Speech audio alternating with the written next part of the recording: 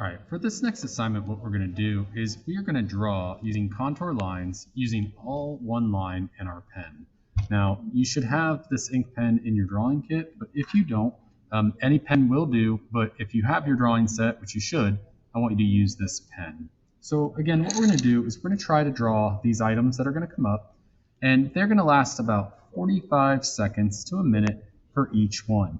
When it switches, you're going to change to the next design, and I want you to do all of this with one line. So I don't need to lift your pen for the entire drawing. Now I put a ruler here because I want each drawing to be around 4 to 5 inches. So again, if you think about it, it's kind of like the size of your palm here. And I want you to do your drawings. I want them to overlap. They don't all have to overlap. We don't want a big mess in the center. We want to have enough spread out so we have nice space. And again, these won't necessarily look perfect, but our goal here is that we are capturing quickly what we are seeing. So I'm going to go ahead and hit play, and I'm going to draw real fast. And again, when it changes, you are going to do your best to change right along with it and go to the next one. And we all are using one line. You also want to be trying to look your best at the paper as you draw. So again, you might look down once in a while, but when you look down, try to look back up and do very quick sketches, because 45 seconds is pretty quick, as you will learn.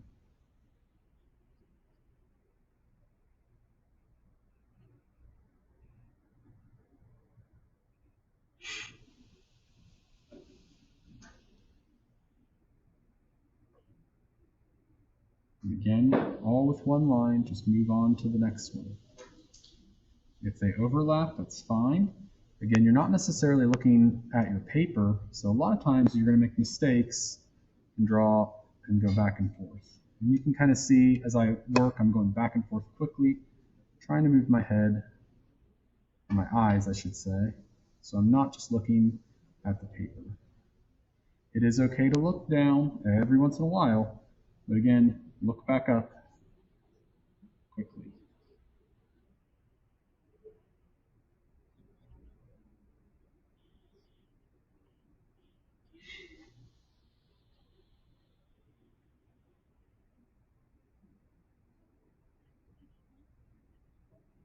Again, we'll have a lot of these overlapping. It'll look kind of messy.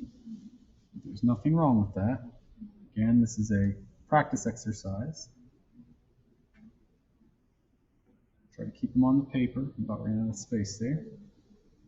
And follow any contours you see of the objects. All trying to keep that pen moving the entire time. And again, you don't want to be lifting your pen at all.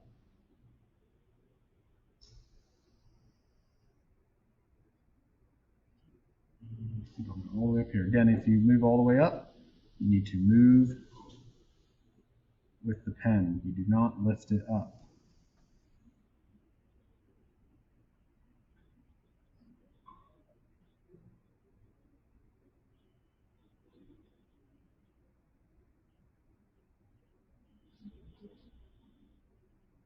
There's nothing wrong with it being messy, as long as you are not looking down the whole time and you draw using these steps. And I'm definitely going off the paper there.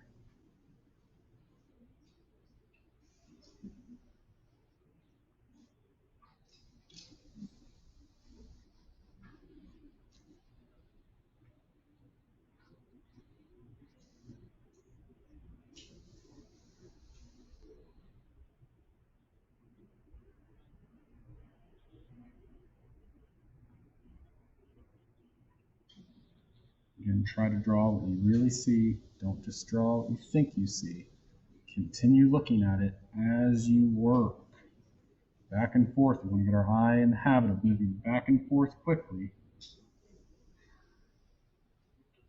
Trying to draw the actual item. And again, if things go off the page, we go off the page, keep moving.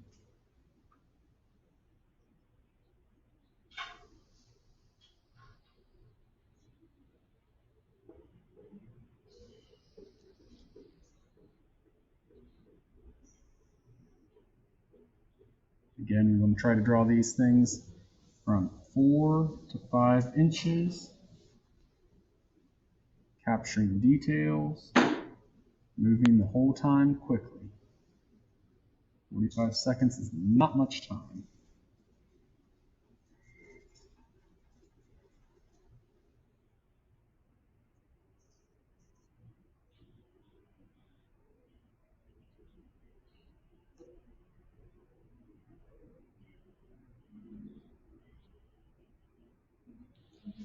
And lastly, we have our pineapple.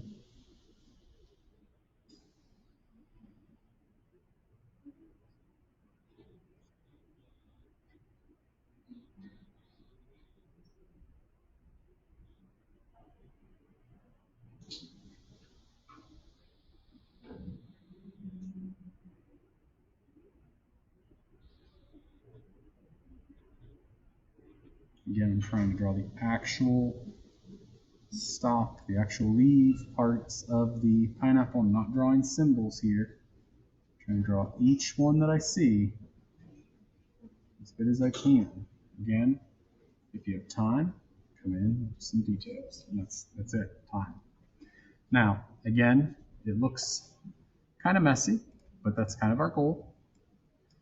Not necessarily looking for anything particular, we're just looking for exact items. So if I look at it, I can tell there's my bananas, my oranges, my apples, my pears, there's my strawberry, my lemons, and the pineapple didn't come out too good. I ran out of time, but that is pretty much it. So that is stage 1 of this assignment. Now, stage 2, which we will get to, again, you're not going to do them at the same time, I'm just going to show them at the same time, is we're going to add some color. And the way I'm going to do this is I'm going to add color in areas showing these designs. So basically what I'm going to do is come in, and I'm not going to just color these. What I want to do is I'm going to create nice lines and patterns.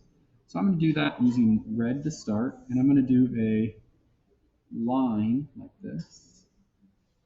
And I'm trying to get these as nice and straight as I can. And if something overlaps it, I can stop. I don't have to do all of them. I'm just adding some pattern and design within this. Again, I can go over here if I want, but I'm going to change the direction of the lines to create an interesting pattern. I'm going to select a dark green for the part up here.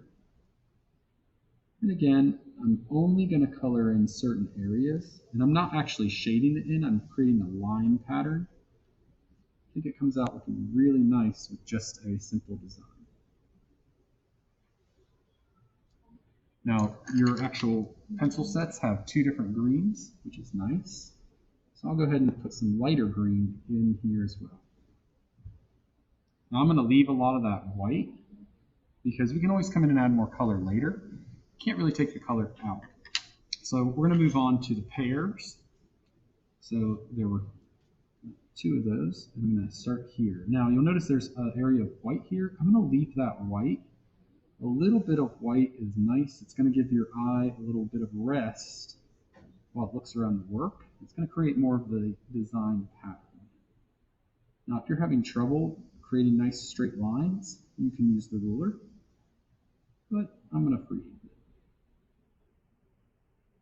And again, this is good practice for both our drawing and our dexterity of creating our lines. And for the other one, in here, I'm going to switch it to a dark green and go this direction. So again, I'm still in the area with the pear. I'm just going to keep doing this.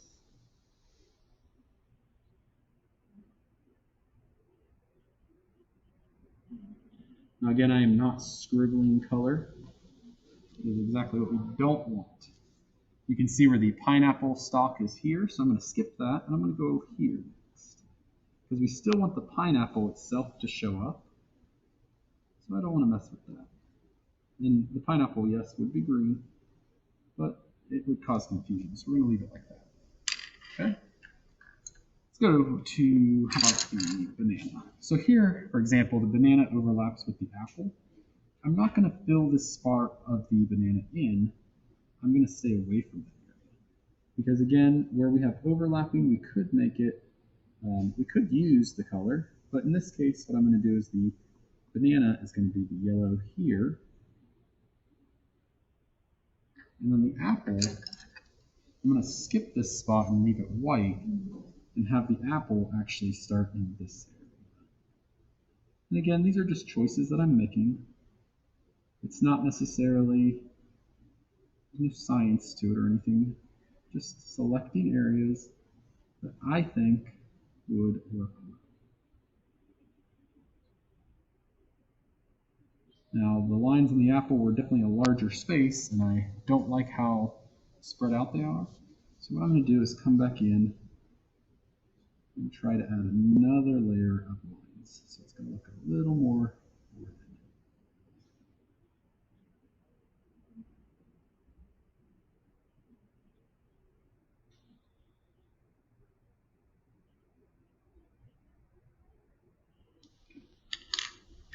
Up in here, I am going to add the green leaf. Let's get contrast with the red. And I'll use the other direction with a darker green. Now, you could have these areas cross, but I'm actually going to use a lighter red. And I'm going to change my line directions this way.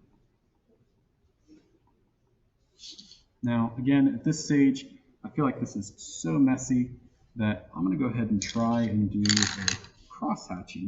So instead of all the lines going one way, I'm going to have these lines going this way.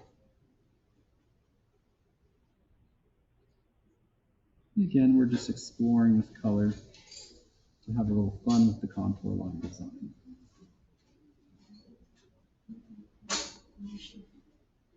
All right. Again, I'm going to continually add color to this as I move throughout it. So yellow for the lemons and so forth. Now, I don't want to color everything. I want to leave some open space. But again, for example, the bananas, I'm not going to do every single banana because if this piece and this piece are next to each other, we will lose that nice white break in there. So I would definitely come in and do the next one here. And remember, the direction of your lines in creating a pattern is going to affect how your design looks. But again, giving a little bit of gap between the two yellows is going to give your work a little bit of room to breathe. So again, this is the second stage in making the work go from just a contour line practice into more of a piece of art.